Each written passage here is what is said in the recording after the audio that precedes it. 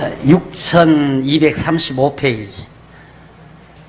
한쪽 가로 2번 바벨론을 멸하심 3장에서 5장까지인데 내용 분해를 좀 해보면 3장서 4장 3절까지는 바벨론 왕국의 타락상을 증언하는 내용입니다. 바벨론이 얼마나 타락했는가.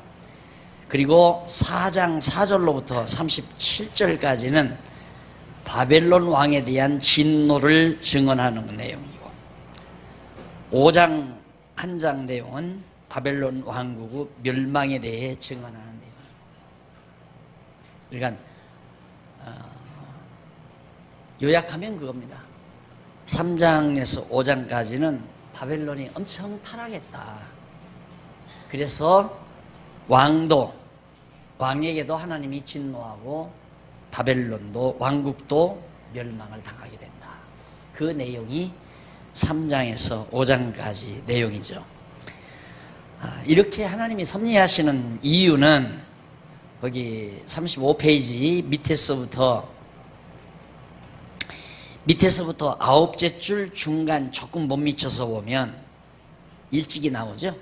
일찍이 여호와 하나님께서는 모세를 통하여 이스라엘 자손에게 열방으로 흩으신 백성을 다시 모으실 때 대적을 보수하실 것을 언약하시는 사실이 신명기 30장 1절 10절 32장 26절 43절 거기에 이미 모세를 통해서 하나님께서 언약을 하신 그 언약을 이루시기 위하여 결국은 바벨론을 하나님이 멸하시는 것이다.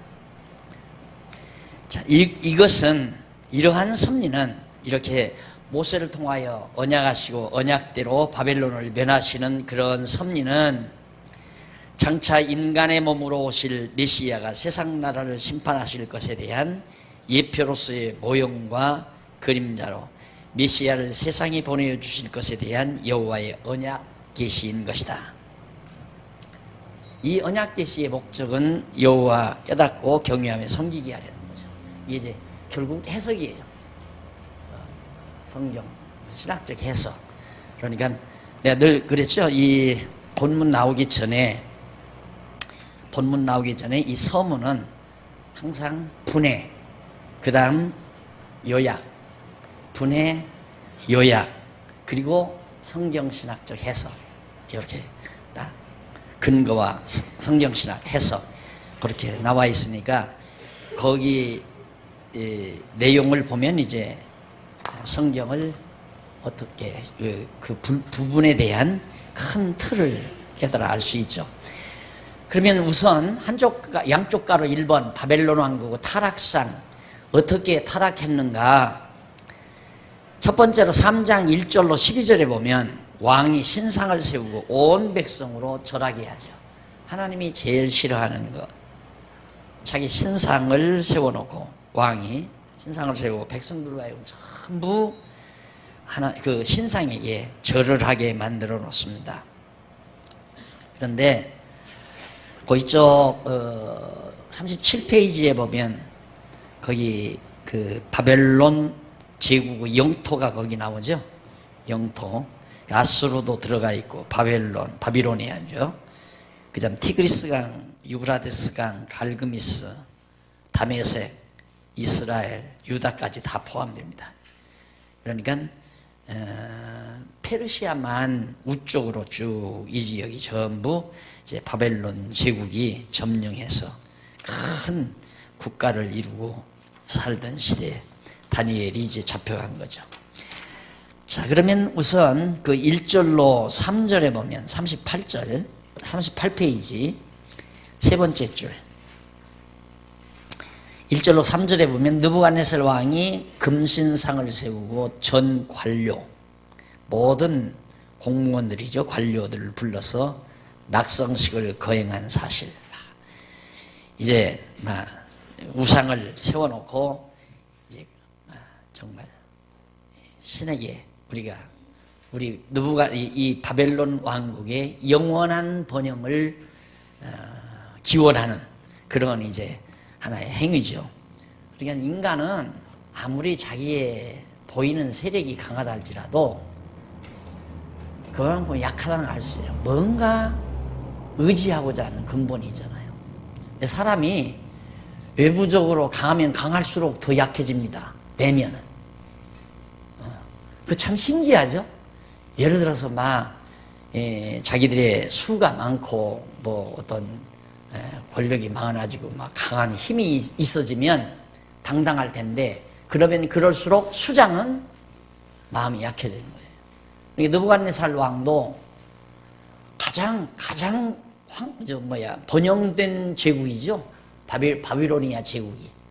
그런데 느부갓네살 왕이 불안하니까 그런 이제 우상을 만들어 세우는 거예요. 그래서 여러분이 종교라고 하는 거,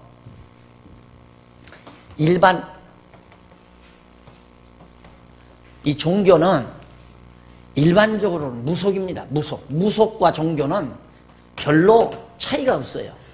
그래서 내가 기독교를 종교로 보는 걸 싫어하는, 그런 개념에 있어서의 기독교도 종교로 보는 거 아주 싫어져요, 제가. 왜 그러냐면 이 종교는 자연스레 지금 이 느부갓네살이 만드는 것처럼 그렇게 만드는 거예요. 옛날 조선 왕조 때도 보면 왕들이 전부 무당들, 그 왕후 옆방이나 뭐 방 하나 주어가지고 살이야 왕 그러면 가끔 불러들이고 그러잖아요. 불러들여서 막 구슬을 하게 되고 점도 치게 되고, 그게 하나의 이제 종교거든요. 그러니까 이 종교는 항상 정치의 신여입니다. 정치의 신여. 그런데 이제 종교와 정치가 이제 대등하게 맞먹는 거죠. 그래서 이슬람 같은 경우는 이슬람교가 결국은 하나의 정치를 좌우하죠. 종교가 결국은 그들의 정치를. 근데 이게 이제 마지막 때 가서도 이제 그 싸움이 벌어지는 거예요. 그래서 지금 정치가 이번에도 이제 부산에서 WCC 그 세계 종교연합체 단체가 이제 부산에서 모인다고 그러는데, 왜 그런가? 과시예요. 종교의 힘을 과시하는 거. 그러니까 권력과 대등하게 어깨를 겨누기 위한 거거든요. 그러니까 권력은 종교를 업으려고 하고, 종교를 이용해서 자기 권력을 누리려고 하고, 종교는 종교대로 권력을 지배하려고 하고. 그러니까 로마 제국 때 이때는 아니지만, 로마가 이제 예수님 오신 이후에 로만 캐토릭이 하잖아요. 각 나라들의 왕을 로마 교황이 임명을 했어요. 나라 왕들을. 그 시대가 그리운 거예요. 천주교는 지금도. 로만 캐토릭은 그런 시대가. 그래서 계속 이걸 키워가지고 온 세계 정치를. 그런데 지금 교황 하면 어느 나라 왕들도, 어느 나라 대통령도 그 지역에 가면 교황 가서 접견하고 오는 걸 대단한 영광으로 알잖아요. 그러니까 그만큼 이제 종교를 그렇게 이제 만들어가는 거죠. 정치가 종교를 이용하고, 종교는 또 권력을 이용하려고 하고. 이게 이제 맞싸움이 벌어지는데, 이게 이제 마지막 요한계시록에 가면 짐승 권세와 음녀 권세. 음녀는 종교 권세고, 짐승 권세는 세상 권력 세력이고, 이것에 이제 맞대결이 벌어져 가지고 결국은 권력이 이겨요. 그래서 짐승이 이제 음녀를 이제 등에다 태우고 놀다가, 짐승이 이제 음녀가 짐승을 타고 마음대로 놀았어요. 그러니까 태워주고 보다 보니까 영 열불나잖아요. 그러니까 업어치기해서 음녀를 죽여버리고 이제 짐승이 최종 권력을 잡습니다. 그때 이제 예수님이 오시는데, 요 바벨론 세력이라는 것이, 이 바벨론 권세라고 하는 것이 그런 마지막 남는. 그래서 요한계시록에도 무너졌도다 바벨론 성이여 나오죠. 이 바벨론이 언제 무너지느냐? 이때 바벨탑 쌓았을 때 바벨론, 바벨탑. 그 다음 이때 바벨론, 금신상으로서의 바벨론. 이 시대, 이 바벨론, 권력의 바벨론. 그리고 이제 마지막 시대, 예수님 오실 때 이제 최종 바벨론 권세. 이 바벨론 권세가 정치, 세상 나라 권세예요. 이게 이제 무너져 내리는 그걸 이제 요한계시록에서 보여주고 있는 겁니다. 그 다음에 이제 다니엘 4절로 7절에 보면 바벨론 왕의 명을 받고 바벨론 왕국 모든 자들이 금신상에 절을 합니다. 다 절을 하는데,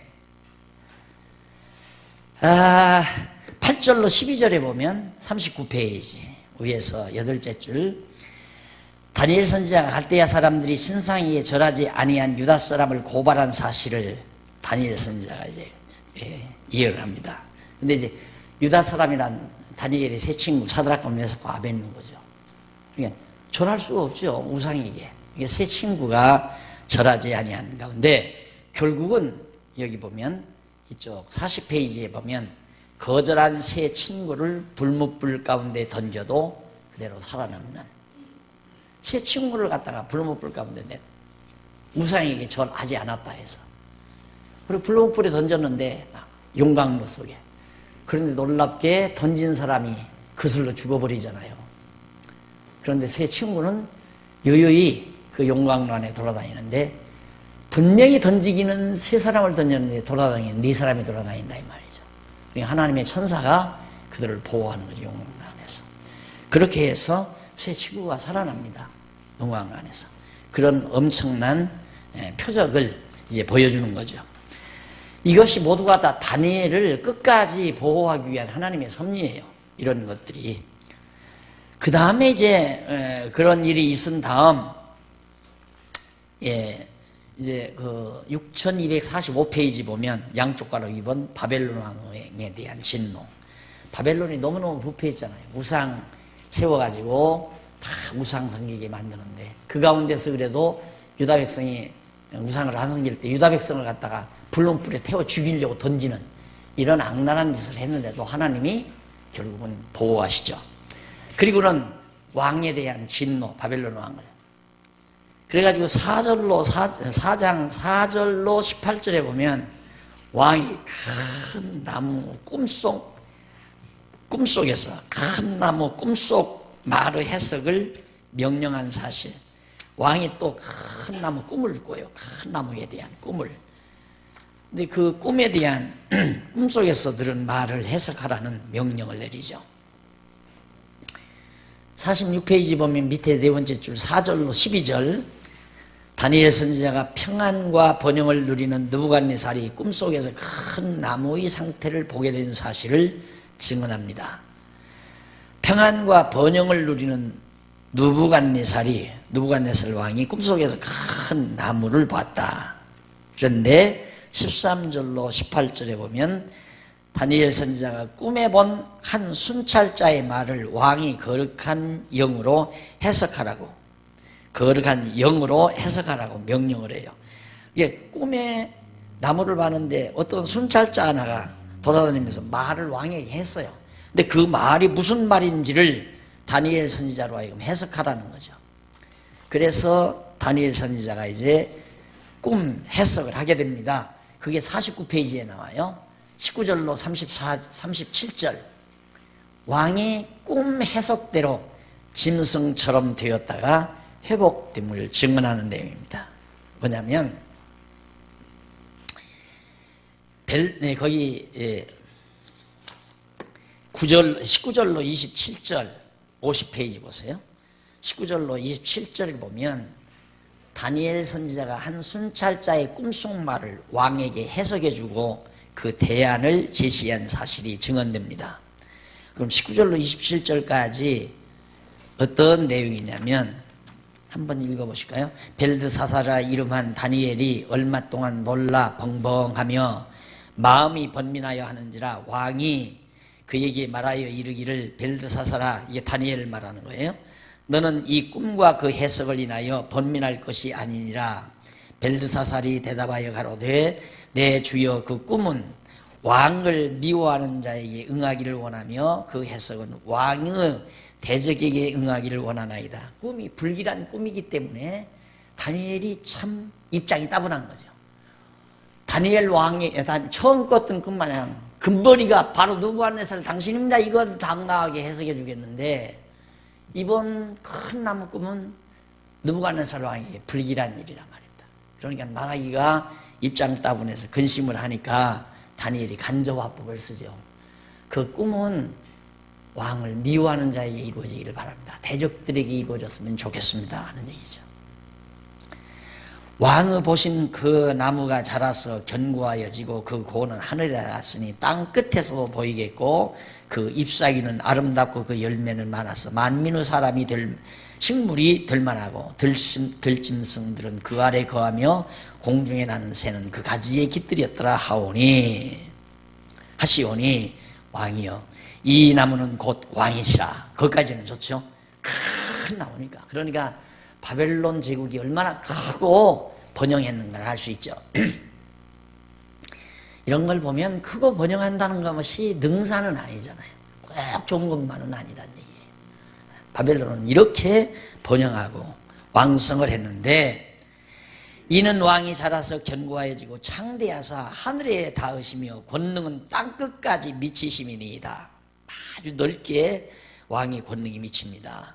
왕이 보신즉 한 순찰자 한 거룩한 자가 하늘에서 내려와서 이르기를 그 나무를 베고 멸하라. 그러나 그 뿌리의 그루터기는 땅에 남겨두고 철과 놋줄로 동이고 그것을 들 청초 가운데 있게 하라. 그것이 하늘 이슬해졌고 또 들짐승으로 더불어 그 분량을 같이 하며 7대를 지내리라 하더라 하시오니 왕이여 그 해석은 이러하니이다.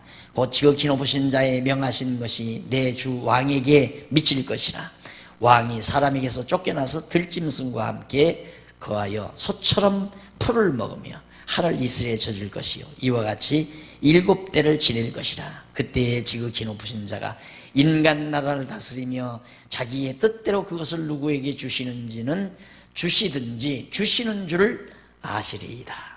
결국 느부갓네살 왕이 이제 큰 나무죠. 큰 나무인데 이런 큰 나무가 뚝 잘라져가지고 구루터기는 남겨두어라. 그리고 이 청초 숲을 속에 그대로 남아있도록 그랬다가 다시 회복이 되는데 그걸 통해서 느부갓네살 왕에게 이런 모든 큰 제국을 이런 제국을 하나님이 주기도 하고 빼앗기도 하시는 분이 하나님 여호와이신 줄을 알게 한다. 나라의 권세를 맡기고 빼앗고 하는 것이 하나님께 달려 있어요. 총칼에 달린 게 아니란 말입니다. 총칼에 달렸다면 총칼 가진 사람들이 벌써 세상 다 정복해 버렸죠. 일본이 그거 하려다가 망해버리고 말았잖아요. 일본이 완전히 세계 정복 다 하려고 해요. 중국 다 점령해버리고 미국까지 점령해버리고. 그러니까 미국도 한 5, 60년 전에는 일본이 넘볼 만한 나라였어요. 별 볼 일 없는 나라였어요. 미국도. 그런데 그만 그 꿈이 다 사라져버리고 지금에는 저렇게 형편없이 한 섬나라 존재로 돈 좀 미리 벌어가지고 좀 일본 하지. 일본이 이제 맹보축에 되어 있잖아요. 중국이 일어나면 일어날수록 일본은 주저앉습니다. 원리상 그렇게 되어 있잖아요. 중국이 얼마나, 여러분 중국, 그 전에 가서 38부대인가? 700 몇 부대인가? 그 부대, 가봤는데요. 와, 생체 실험한 거. 일본 사람들. 그 중국 사람들이 다 그거 보고 산단 말입니다. 그러니 일본 좋게 보겠어요? 우리나라가 그래도 중국에 자동차 수출이 꽤 되는 것도 일본 비 오니까 일본 차 안 타고 우리나라 차 타요. 그리고 저들이 짝퉁 만들어서 타고. 그러니까 중국이 일어나면 일어날수록 일본은 주저앉게 되고. 그래서 저렇게 서글픈 민족이 될 줄이야 누가 알았어요. 일본이라는 나라가. 그런데 결국 하나님께서 느부갓네살에게도 야, 권력 누가 주는지 아느냐. 내가 주었다가 주기도 하고 빼앗기도 한다. 마찬가지. 그래서 사람은 권력 부리고 사는 게 아니에요. 권력은 아까도 그랬죠. 권세는 하나님께 있다. 우리에게는 의무만 있다. 임무만 있다. 이걸 행할 수 있는 임무만, 하나님이 임무를 맡겼으니까 임무만 있을 뿐이지 우리 인간에게 권력이 있는 게 아니에요. 대통령도 권력이 있는 게 아니에요. 근데 권력 그러죠. 그래서 우리 장로교 헌법에도 7위권, 강독권 이렇게 권자를 쓰는데 그런 것도 나는 못마땅하죠. 7위권이 뭐예요? 7위 임무, 다스릴 임무가 있죠. 장로님들은 성도들을 다스릴 임무가 있어요. 권사님들은 여성도들을 가리킬 임무가 있고, 목사는 성경을 가리킬 임무가 주어진 거지 권력이 있는 게 아니에요. 강단권 그러니까 우리가 자연스럽게 봤지만 강단권이 아니라 강단에서 가리킬 임무가 목사에게 주어졌다. 목사는 성경 안 가리키면 목사라고 하면 안 돼. 사실 따지고 보면 무임 목사 그러지만 목사는 성경 가리키는 임무를 주었는데 성경을 안 가리킨다. 세상 무슨 강연하고 돌아다닌다. 교양 강변한다. 그건 목사 임무가 아니죠. 목사는 성경을 가리키는 임무. 그것뿐이에요. 그러니까 그걸 한번 좀 시도해 보려니까 환하게 굳어진, 전통적으로 지금 수백 년 굳어진 거 아니에요. 예수님 오신 이후 한 2000년 굳어진 이 딱딱 굳어진 이 의식 구조 때문에 글쎄 믿음으로 한번 해보고 싶은데 뒤집어지는 것도 하나님의 뜻이고 안 뒤집어지는 것도 하나님의 뜻이니까 원리대로 원칙대로 그렇게 좀 해보고 싶은데, 그냥 목사는 성경 가리키는 임무 받았으니까 성경 가리키고, 장로도 성도들 다스릴 임무를 받았으니까 성도들을 잘 치리하고 다스리고, 권사님들은 여성도들 가르치고, 안수집사님들은 살림살이 좀 탁신하게, 돈 모자라면 살림하다가 모자라면 은행에 가서 꼬우고, 또 남으면 좀 은행에다가 예치하고 그러듯이 안수집사님들이 그걸 책임져 줘야죠. 그런데 그런 책임 하나도 없이 그냥 들어오는 돈, 그거 누가 못해요? 아무나 해요. 그냥 들어오는 돈 받았다가 내주고 나갔다가 받아주고. 지혜를 써서 이달에는 얼마 들어오니까 얼마 들어오는 선에서 빚을 안 지고 알뜰하게 살림해보자. 그걸 머리 쓰는 게 집사들이 해야죠. 그러다가 알뜰하게 해도 모자라면 우선 꼬우든가, 안 그러면 저금통이라도 헐든가, 그렇게 해서 그달 빚 없이 지나가도록 해야 할 거 아니에요. 엉뚱한 데로 또 빠져나가는데 자꾸 그런 데 대한 생각이 머릿속에 있으니까 나옵니다만은, 어쨌든 권력은 하나님께로부터 오는 거다. 느부갓네살 왕아, 착각하지 말아라. 너 신상 만들어 놓고, 신상 만들어 놓고 다 거기 절하고 너도 가서 절하고 그러면 바벨론 제국이 영원토록 부귀와 영화를 누릴 줄 아느냐. 내 손에 달렸다. 그것 깨닫게 하시려고 하나님께서 그랬다, 그 말이에요. 그래서 결국 그 나무의 환상대로 다 이루어지고 맙니다. 그 다음 이제 바벨론 왕국이 멸망하는데 5장에 나와요. 바벨론 왕국 멸망, 5장 1절로 16절까지. 왕이 잔치 중에 분벽에 쓴 글을 해석하라고 계속, 이게 이제 하나님께서 계시하시는 방법이에요. 환상도, 이런 나무도 보여주고 이런 신상도 보여주고, 그 다음 벽에 손이 나타나 벽에다가 막 뭘 쓰는 거예요. 느부갓네살 왕이 큰 잔치를 배설했습니다. 얼마나 좋겠어요. 막 승리하고 막 영화가 극에 달하니까 할 일이 뭐 있어요. 잔치 자주 베푸는 거죠. 인간 사는 재미라는 게 별거 있어요. 잔치 베풀고 그저 같이 먹고 즐기고 같이 웃고, 같이 먹는 데서 화내는 사람은 별로 없잖아요. 잔치석에서. 거기에서 이제 소외당하는 사람은 화내지만은 잔치 초대받으면 다 즐겁잖아요. 그렇게 해서 큰 문무백관들이 다 모여서 잔치를 베풀었는데, 손 하나가 나타나서 글자를 썼는데 왕이 이제 괴로운 거예요. 이것도 무슨 별이냐. 왕은 그런데 하나도 굉장히 신경을 많이 씁니다. 그게 이제 약하다는 얘기죠. 약하니까.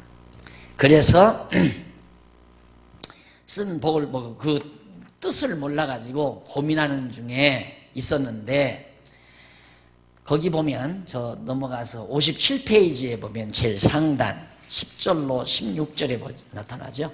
태우의 말에 벨사살 왕이 다니엘을 불러 그를 해석하라고 명한 사실을 증언하는 내용입니다.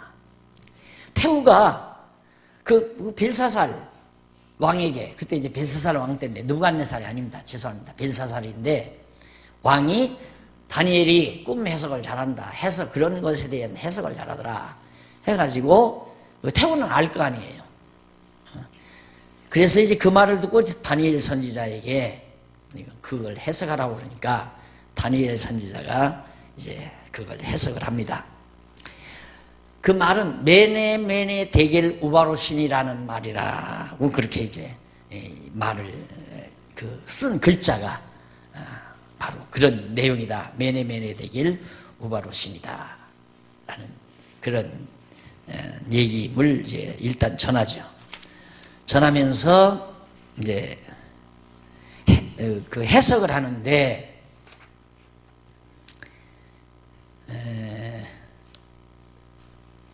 어디쯤 나오느냐 하면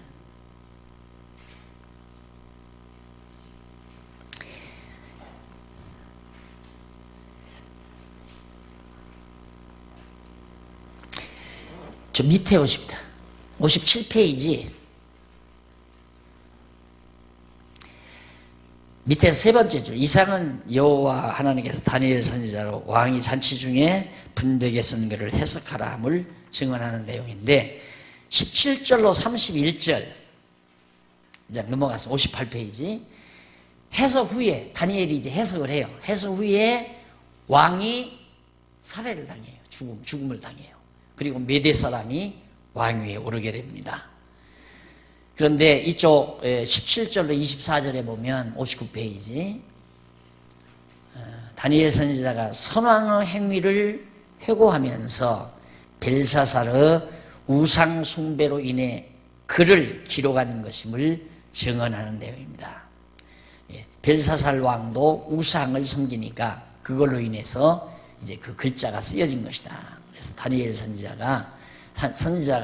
선지자는 왕에게 왕의 예물은 왕이 스스로 취하시며 왕의 상급은 다른 사람에게 주옵소서. 네가 이 글자만 해석해 두면 내가 상급을 내리겠다. 다니엘에게 그러니까 그런 거 다 필요 없습니다.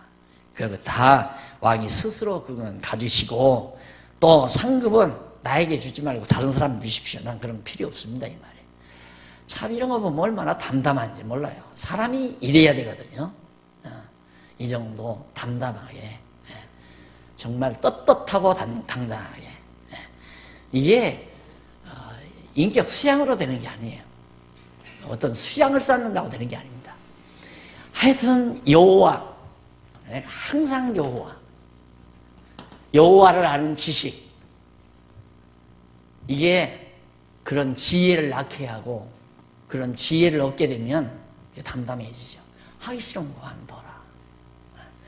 여러분 참 박목사 냉정하다 이렇게 보는 사람들도 있죠. 왜? 집사 안 한다고 뭐 왜 그래 해야지 같이 해. 내 말 들어 해. 이렇게 좀 권면 좀 하지. 안 한다면 아유 하기 싫으면 하지 말아야지. 하기 싫으면 하지 말아야지는 안 해요. 듣기 싫으니까. 그러니까 안 한다고 그래요. 힘들면 쉬라고. 그렇게 단번에 하지 권면 안 하죠. 절대 교사도 그렇고 뭘 또 다 그렇습니다. 장로님도 만약에 아이고 목사님 나 좀 장로하기 힘듭니다. 하지 말라고. 왜 안 계시니까 일러도 되지만 엄장로님 처음에 딱 장로 피택됐을 때 내가 그랬어요. 내가 볼 때는 장로가 내 눈이죠. 내 눈으로 볼 때는 장로 자격이 없는데 어떻게 장로 피택이 됐다 그러니까 저도 그렇게 알고 있어요 그러더라고요. 그래서 그랬는지 임직을 한다니까 임직 얼마 안 두고는 임직식을 한다니까 목사님 저 임직 좀 늦출랍니다 그래요. 그래서 당장 그렇게 하라고 당장 권면하지. 왜 그래 그냥 하지 안 했어요. 당장 늦추라고. 그래 한해게 늦춰가지고 6개월이 후회했잖아요. 장로님이든 권사님이든 상관없어요. 여기 나정인 권사님 김순재 권사님 안 한다면 하지 말라고 당장 그러지. 나 권사님 왜 그래 총여자인데 회장까지 돼가지고 이런 말 안 하죠. 왜? 하나님이 하신다는 거야. 여호와 하나님 믿는 이것 때문에 그러는 거예요. 내가 쌀쌀하고 냉정해서 절대 그거 아닙니다. 그래서 나 이런 데 보면 참 마음에 들어요. 그거 다 왕이 가지시고 상급은 다른 사람 주십시오. 나 그것 때문에 하는 건 아닙니다. 이건. 여러분 듣기 싫죠? 여러분 돈 한 푼 안 줘보라고. 그래도 난 한다고. 그게 참 치사한 얘기지만 내가 그런 얘기 하면서도 야 이건 좀 치사하다 해도 바로 이런 데서 영향을 받은 거예요. 뭐 내가 이렇게 해서 대가 때문에 뭐 한다. 그건 아니다 이거죠. 하나님께로부터 이 엄청난 보화를 나에게 줬는데 당연히 내가 이거 안 하면 할 일이 없잖아요. 사실 뭐 돈 먹고 살아요? 그건 사는 게 아니잖아요. 돈 벌어다 먹고 사는 건 사는 게 아니잖아요. 그건 생존하는 거지. 그냥 생존하는 거. 생존하는 것과 사는 것과는 다릅니다, 여러분. 생존은 풀도 생존하고 짐승들도 돼지도 쥐도 꼬꼬닥도 다 생존하는 거예요. 그거 다. 사람은 살아야 돼요. 삶이 있어야 한단 말이에요. 삶. 이 삶 속에는 이유와 목적, 왜 분명하게 담겨져 있는 의미가 가미된 말이죠. 생존한다고 하는 건 동물이나 식물도 다 생존하는 거니까. 사는 의미가 뭐예요? 안 그래? 돈 벌어다 밥 지어서 먹고 산다면 우리도 그렇게 산다면 그냥 안 믿는 사람이나 똑같이 뭐가 달라요? 개, 돼지나 똑같고 돈 벌어서 밥 지어 먹고 사고 자고 먹고 자고. 그러니까 조금만 애들이 철들면 조그만 꼬맹이가 엄마 왜 먹고 자고 그래? 이해가 안 가죠. 뭐 때문에 먹고 또 자고 그러냐. 삶이 있어야지. 내가 살아야 될 이유가 있어야 되고 목적이 분명해야지. 우리 있잖아요. 그게 여호와 하나님 알고 보니까 우리에게 이 엄청난 보화를 우리에게 주셨는데 이거 정말 잘 간수하고 이거 사랑하는 우리 후대들에게 잘 물려주고 이거 이상 삶의 가치가 있는 게 어디 있어요? 그것 때문에 사는 거죠. 안 그러면 생존해야지. 가슴아 악착스럽게 벌어다가 남보다 더 잘 먹고 남보다 더 좋은 건 입고 남보다 더 호의호식하면서 나 잘났다 하고 그러고 살아야지. 나무들도 보세요. 산의 나무들도 이것들 경쟁하면서 자라는 거 보면 등산 가서 이렇게 보면 참 신비하죠. 어떻게든지 다른 놈보다 키가 높이 가서 이제 태양빛을 더 많이 받겠어. 막 뻗어 내려가는. 사람도 마찬가지예요. 그냥 서로 경쟁하면서 올라가서 내가 제일 높다 이러고 살아.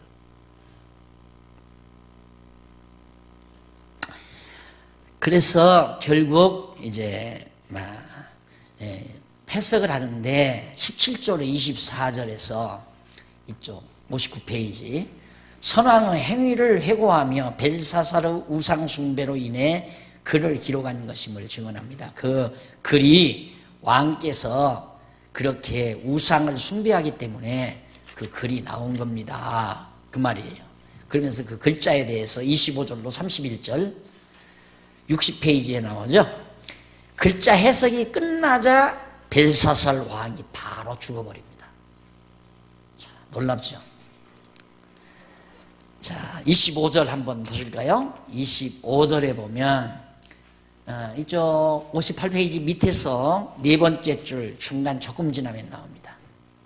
25절 기록한 글자는 이것이니 곧 메네 데겔 우바로시니라. 그 뜻을 해석하는데 메네는 하나님이 이미 왕의 나라의 시대를 세워서 그것을 끝나게 하셨다.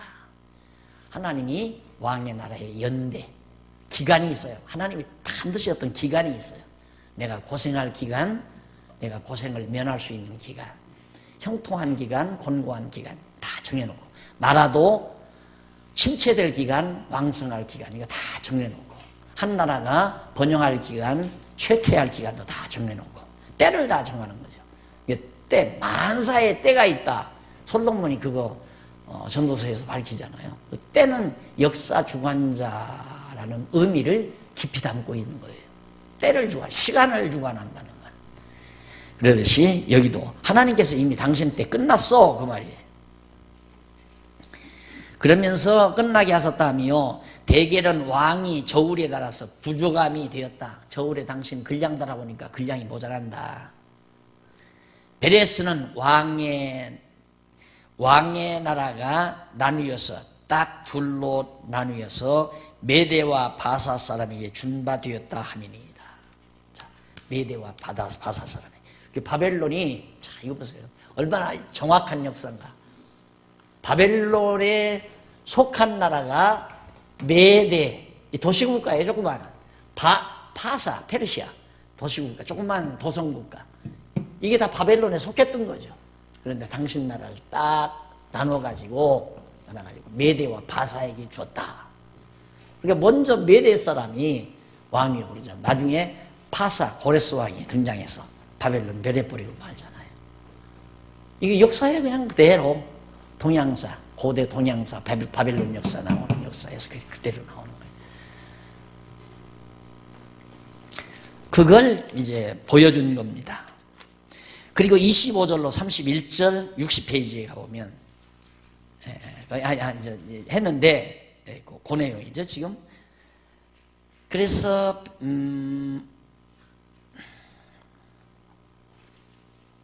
거기 다 읽어보셨죠?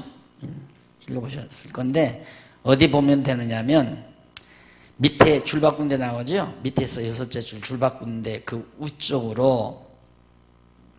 우쪽으로부터 일곱째 앞부분에 보면 그런데 나오죠. 그 앞서는 결국 벨사사랑왕 다니엘과 약속한 대로 이행한 것이다. 그런데 그날 밤에 갈대아 왕 벨사살이 죽임을 당하였고 메대 사람 다리오가 나라를 얻었는데 때에 다리오는 62세였더라고 그렇게 말했다. 곧 앞서 본 글자의 뜻대로 바벨론이 메대와 바사 사람에게 패망하고 그때가 538년 BC 538. 그러니까 587년에 예루살렘이 패망하고 처음 사로잡혀 갈 때는 602년에 그리고 538년 네.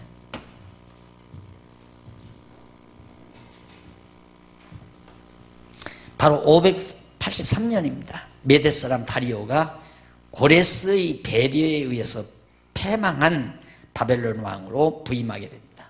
그러니까 먼저 이 파사 왕, 파사 고레스, 이 고레스가 메대 사람에게 이렇게 배려를 해서 네가 이 바벨론 궁정에 들어가서 우선 해라. 했다가 나중에 이제 메대가 물러앉고 고레스가 등장함으로 완전히 바벨론이 완전히 폭삭 주저앉아 버리고 그때로부터 이제 고레스가 등장하면서 페르시아 제국이 되는 거죠. 페르시아 제국. 페르시아 제국 아주 화려한 제국으로 알려져 있죠. 자, 그런 내용이 이제 그 메네메네 대길 우바로신이라는 역사는 하나님의 정하신 계획대로 빈틈없이 이루어져감을 잘 엿볼 수 있었습니다.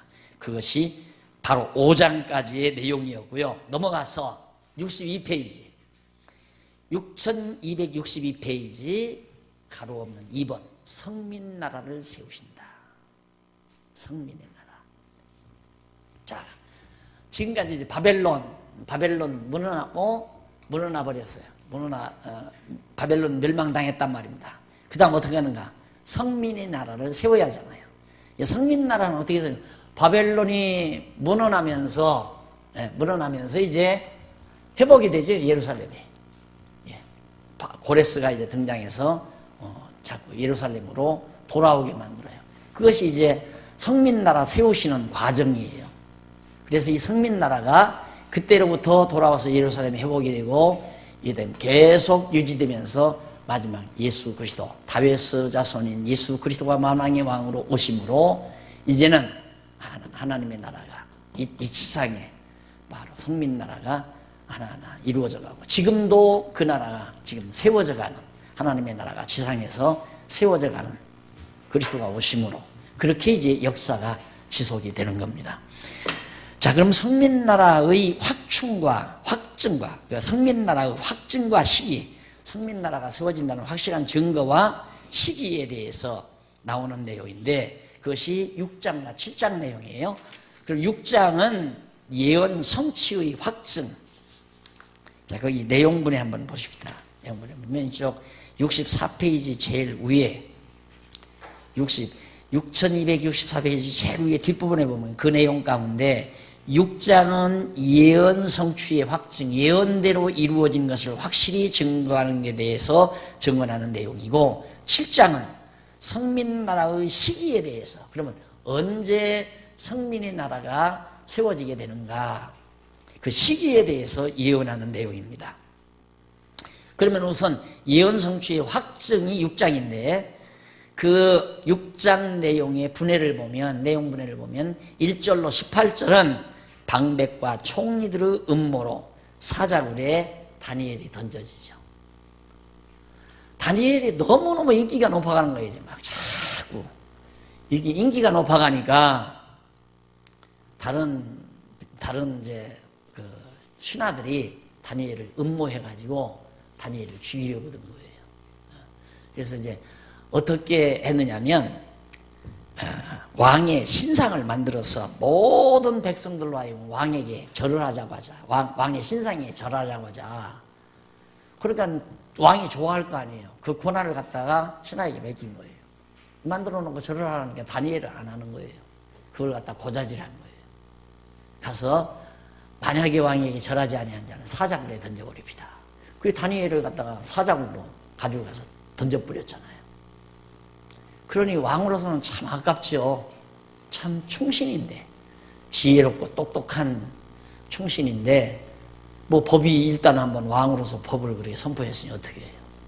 그래서 다니엘을 던졌는데 놀랍게 왕이 오죽 답답했으면 그 굴 앞에 가서, 그 이튿날 새벽에 굴 앞에 가서 다니엘아 네가 섬기는 너희 신 여호와 하나님이 너를 구원하지 않더냐, 너 혹시나 살아있지 않느냐.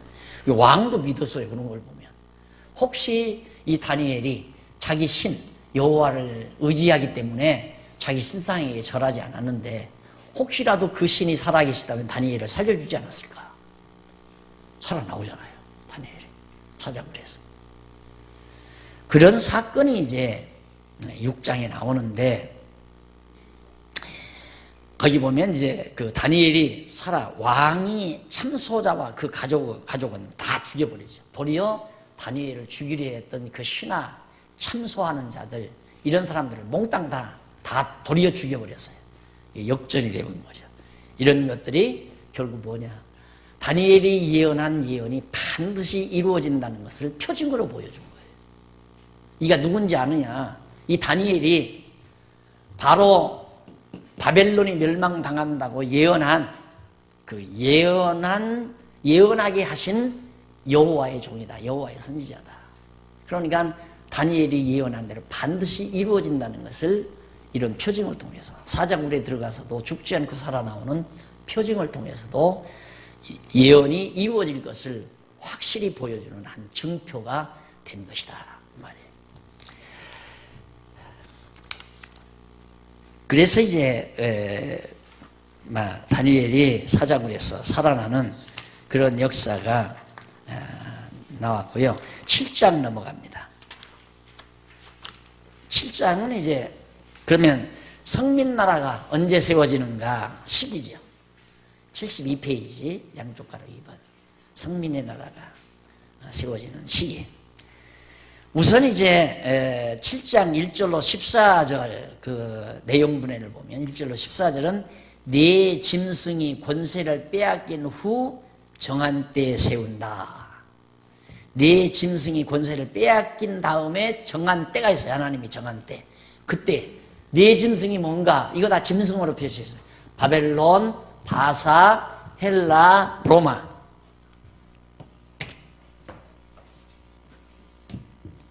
이 지도 다 그려드린 거예요, 이거. 터키하고, 바벨론, 파사, 메데 파사인데, 메데는 잠시 왕의 자리에 앉았다가 고레스 베리로 앉았다가 물러나 버리고, 고레스가 이제 황제로, 파사 제국의 황제로 들어앉았습니다. 그래서 이게 다 짐승으로 표시해요. 이 네 마리의 짐승이 다 죽은 다음, 망한 다음 하나님께서 정한 때에 바로 성민나라 세우겠다, 그 말이에요. 그러니까 아까도 말씀드렸잖아요. 일단 성민나라 세우시는 성민 나라를 견고히 세우는 때는 네 나라가 다 망해야 돼요. 세우기 시작할 때는 여기죠. 또 돌아오죠. 바벨론이 멸망당할 때 이제 백성이 돌아오잖아요.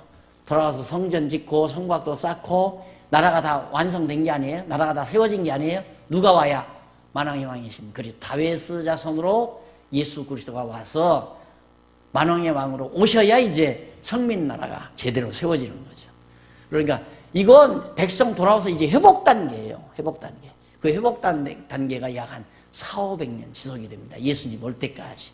그 400~500년 역사가 바로 바벨론, 바사, 헬라, 로마 제국이 이것이 이제 동서양의 문화가 충돌하는. 그런데 터키 갔을 때 여기 이스탄불에 도착하자마자 도착해서 여기 다리가 있어요. 다리가 있고 여기 이제 돌아서 이렇게 이제 관광하고 이제 여기 일본 사람들은 다리 건너가 있는데 거기 도착해서 보자마자 동료 목사님들에게 딱 보니까 동서양의 문명의 충돌을 내가 보고 있다 그랬어요. 이 알렉산더 때 이 문명이 동서양의 문명이 대충돌.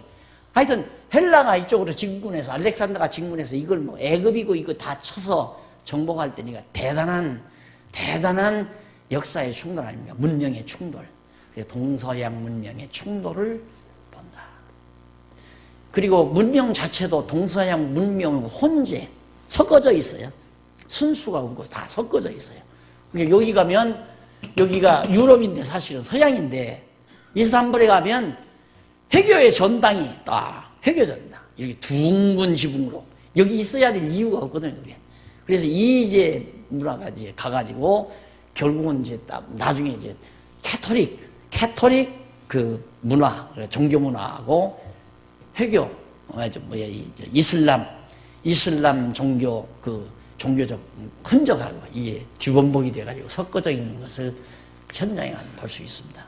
그것이 동서양 문명의 혼재, 동서양 문명의 충돌 이런 것들이 한눈에 볼 수 있는 막 잔재들이 그대로 있잖아요. 막 큰 아람들이 기둥들이 그냥 다 쓰러진 채로 폐허된 대로 그냥 다 흔적들이 그냥 다 있어요.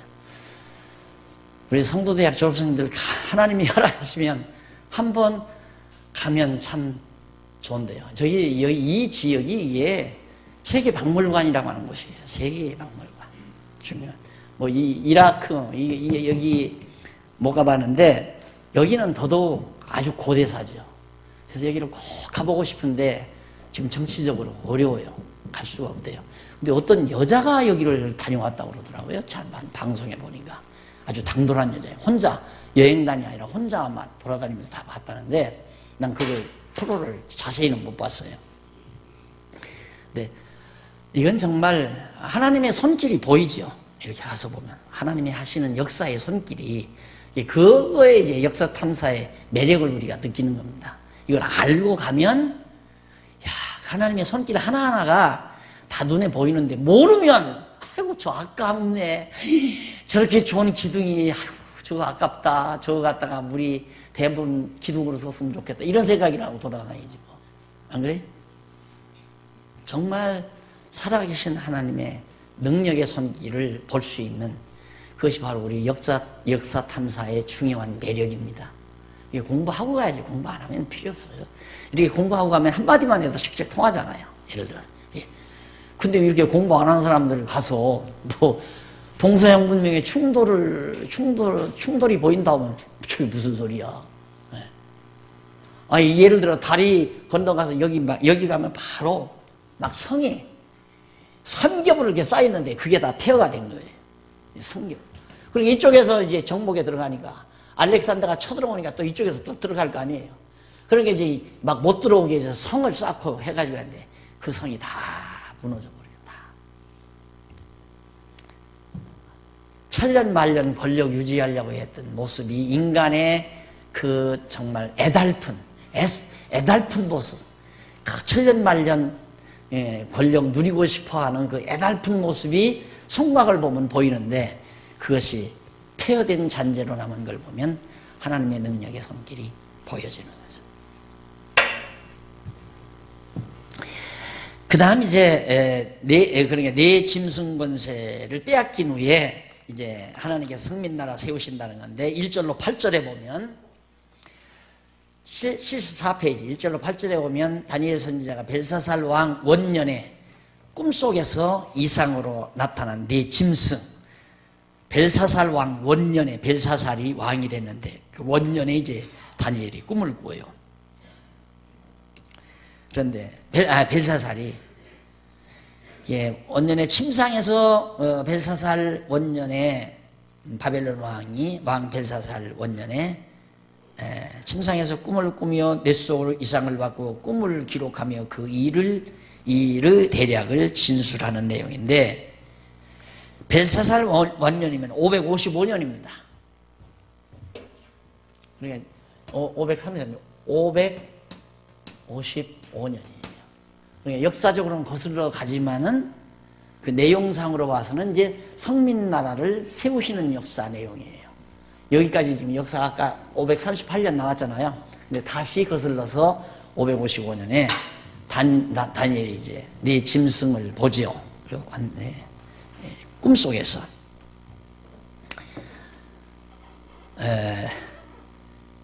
거기 보면 이제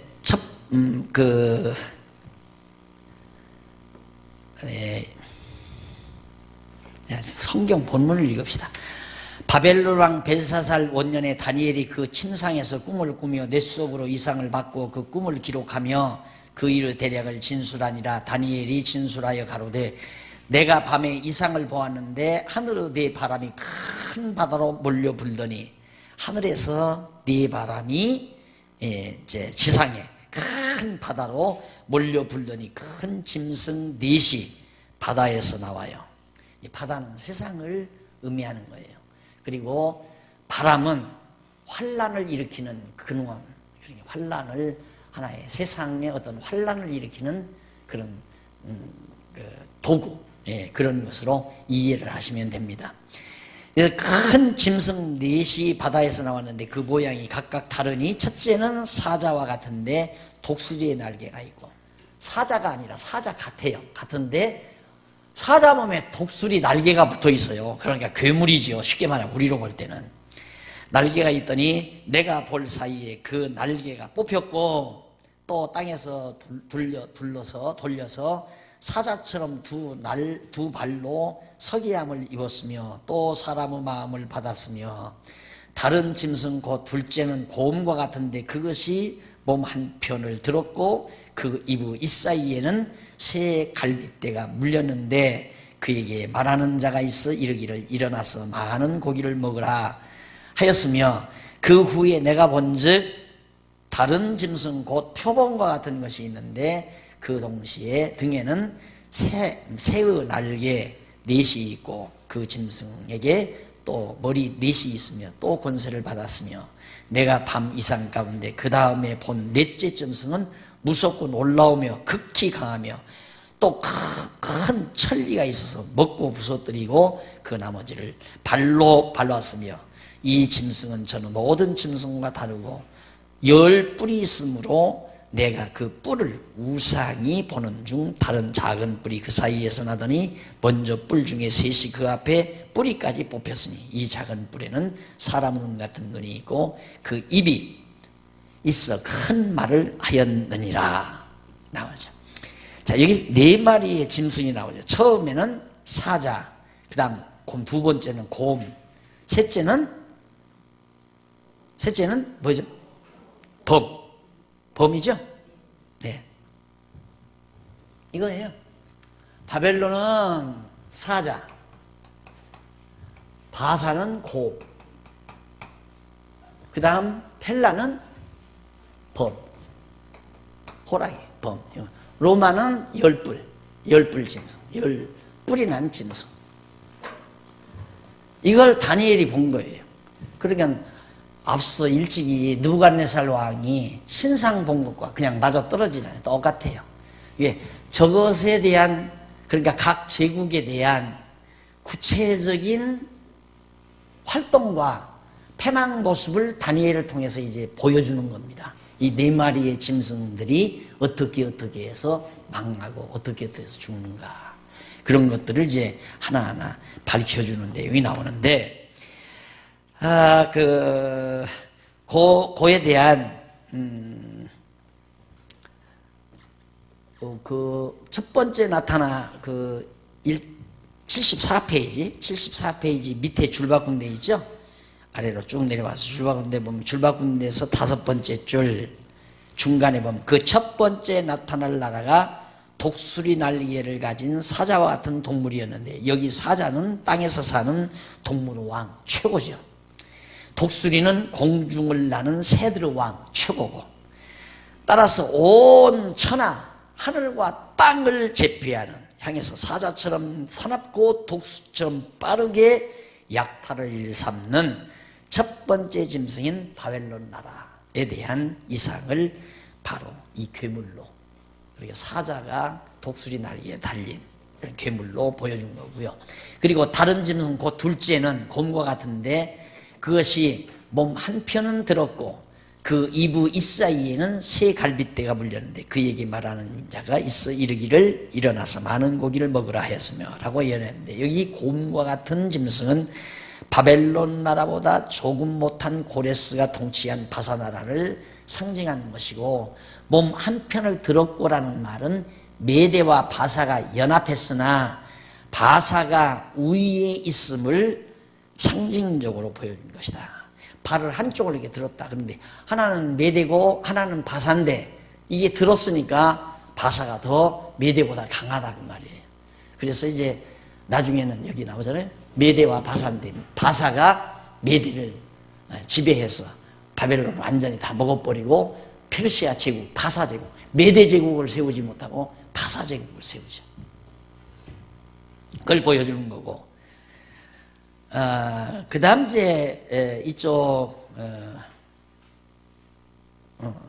어디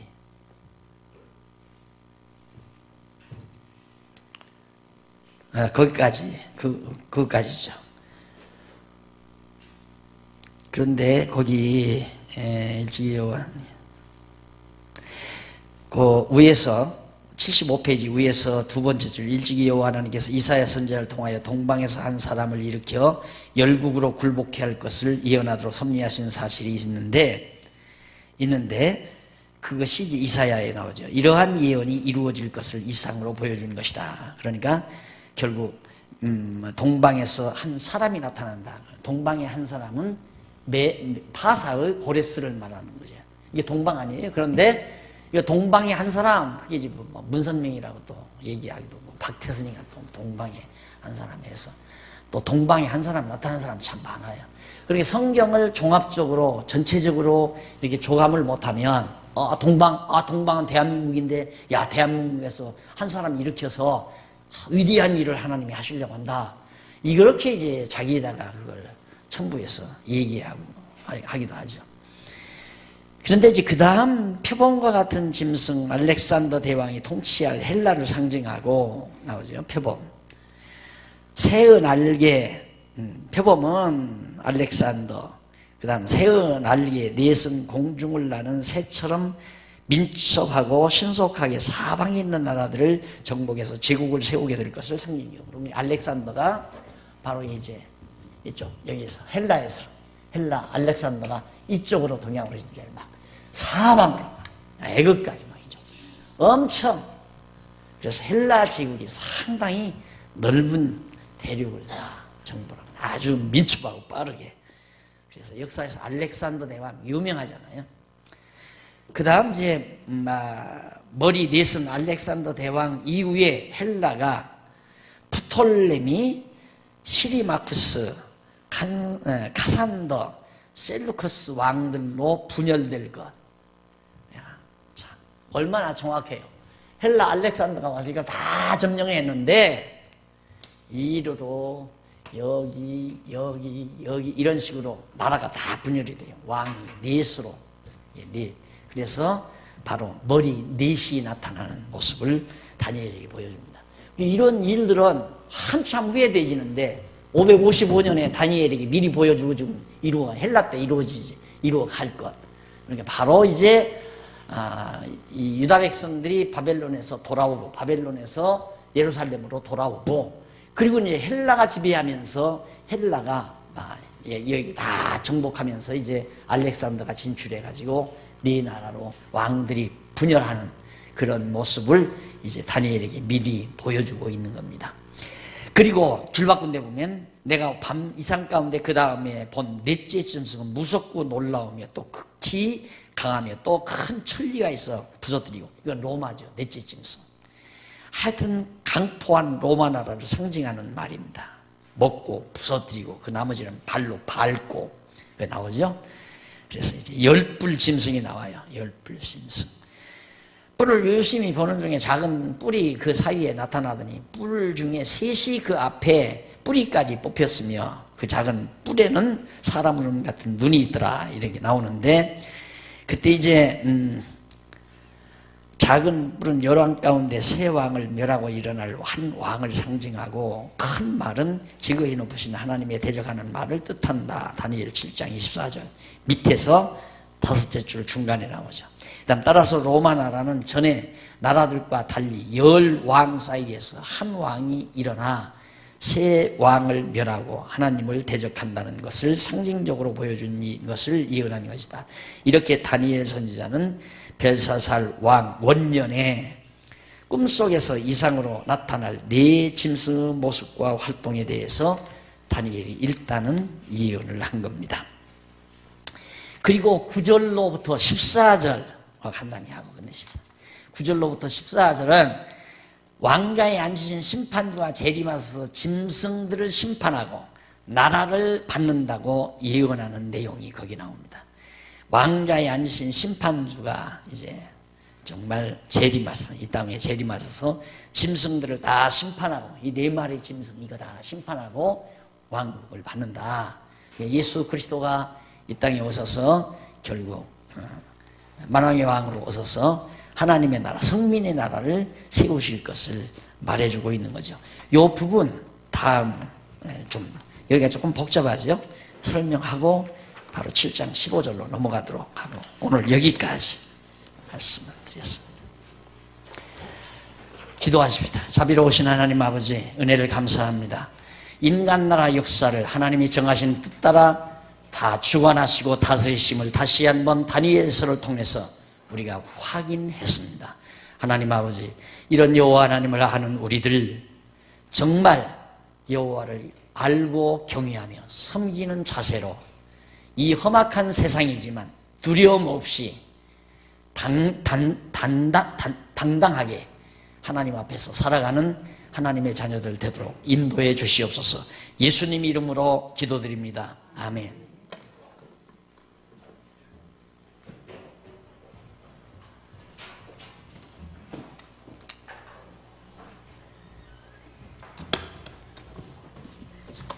주기도문 하심으로 오늘 모임 마치겠습니다.